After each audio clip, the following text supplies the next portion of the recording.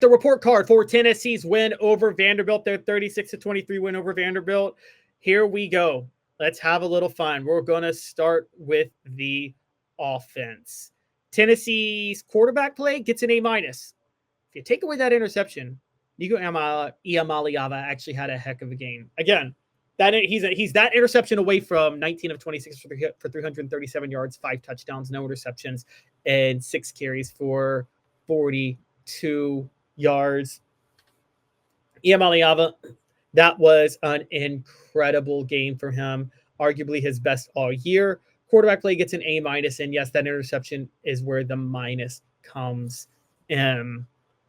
Running back play gets an A-. Deshaun Bishop calls the false start at one point, and Dylan Sampson obviously had the very bad fumble at the beginning of the game to put Vanderbilt ahead 14-0. However, the running backs as a whole had 40 carries for 239 yards. Peyton Lewis had 2 carries, no yards, and then got hurt. But Dylan Sampson had 25 carries for 178 yards. Bishop had 13 carries for 61 yards. Sampson added another 2 catches for 6 yards. Now, again, they scored no touchdowns, but they were moving the ball. And then that drive at the end of the game is what pushed this into an A, guys. I mean, Tennessee got the ball with under 6 minutes to go, and it was a 36-23 game, and they didn't let Vanderbilt get the ball back because Dylan Sampson ran 4 times for 38 yards, 5 times for 51 yards to be exact. No, Dylan Sampson ran it 5 times for 51 yards, and then Bishop came in and ran it 3 times for 15 yards as Sampson got banged up right at the end of the game. Because of that, Dylan Sampson, Deshaun Bishop, this unit gets an A-. Wide receivers, A.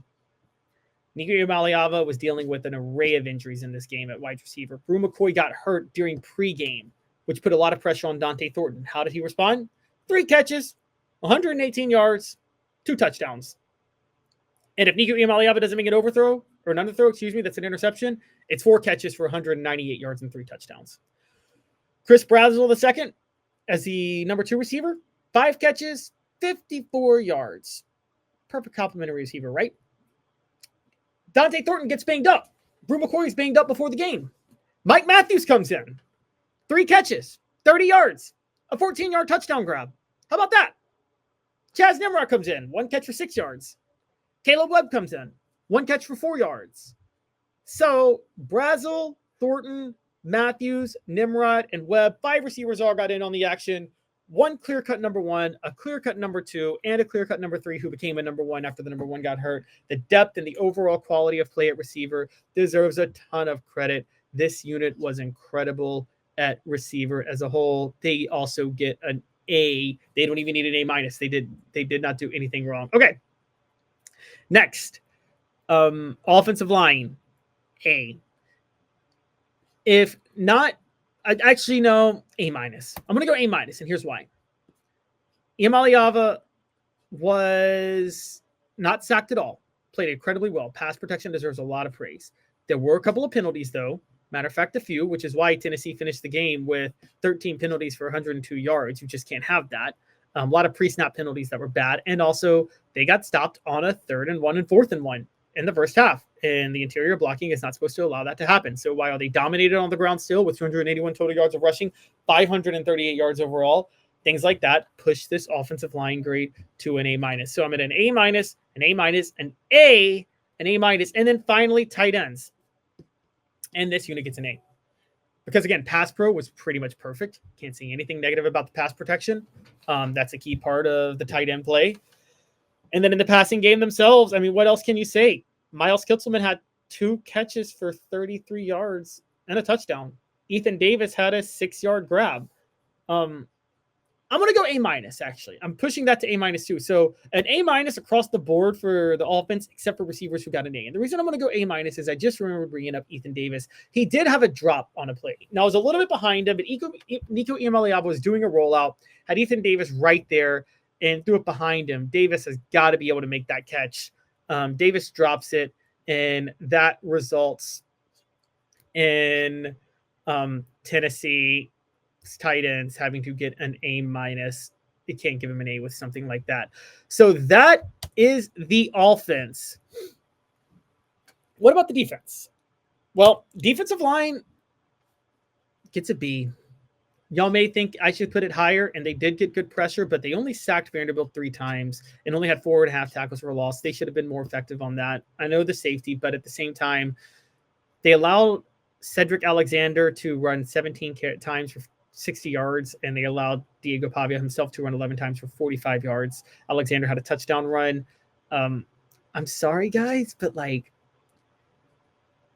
okay, I'll give him a B+. I'll give him a B+. I'm hashing this out as I say it, but I don't think the defensive line was spectacular in this game. I think it didn't matter as much because Vandy had so many issues on offense. But I just think the defensive line they didn't blow me away. I thought they should have had more sacks than they did and played bigger. Omar Norman, Lott, Bryson Eason, and Joshua Josephs all assisted on a sack, so they all get a pass and they all get a shout out. But overall, and Jackson Moy had a sack, so I give Jackson Moy credit. But as a whole, I think they all could have done a little bit more, even with the Tyree West safety. Excuse me. I'm going to go linebackers. I'm going to go C. Now, Arian Carter played superb. 7 total tackles, 3 solo, assisted in a tackle for a loss, and a pass deflection. But when Vanderbilt was moving the ball early in the first quarter, we have to be honest here. They were... I mean, let's be fair to Vanderbilt here. Let's be fair for a minute to... let's be fair to the fact that they came very close to making this a blowout early, and not just because of the mistakes up front. Okay, the mistakes up front with the kickoff return and the fumble by Sampson were issues, but the defense didn't have to let them score after that, and they did let them score after that. The defense didn't have to let them get a field goal drive on the next drive when Tennessee was finally cutting it close, and they did.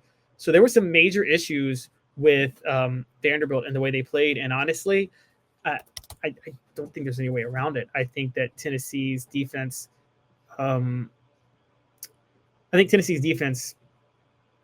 linebackers and Jeremiah Tienlander in particular, and those guys, they were out of position at a few times.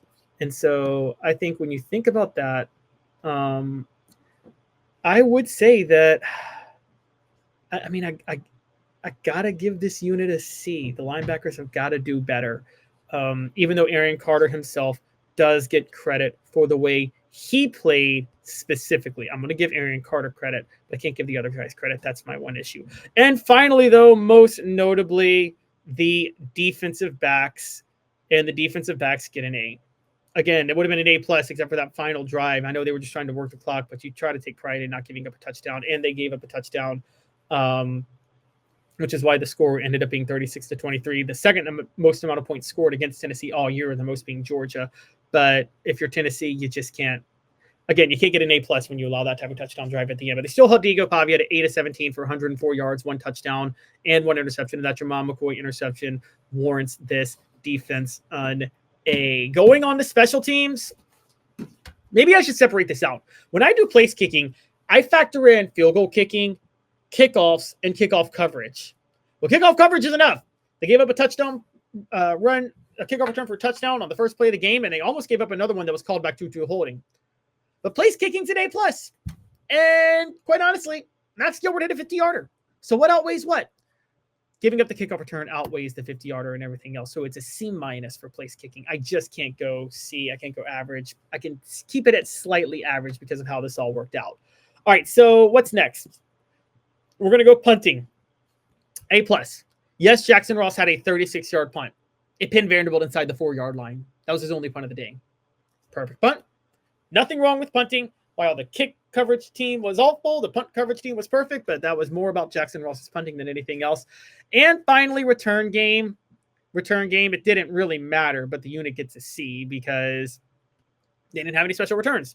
Peyton Lewis had 2 returns for 36 yards, averaging 18 yards a return. And then Dylan Sampson had 1 return for 4 yards. There was nothing significant about the returns, so the return game gets a C.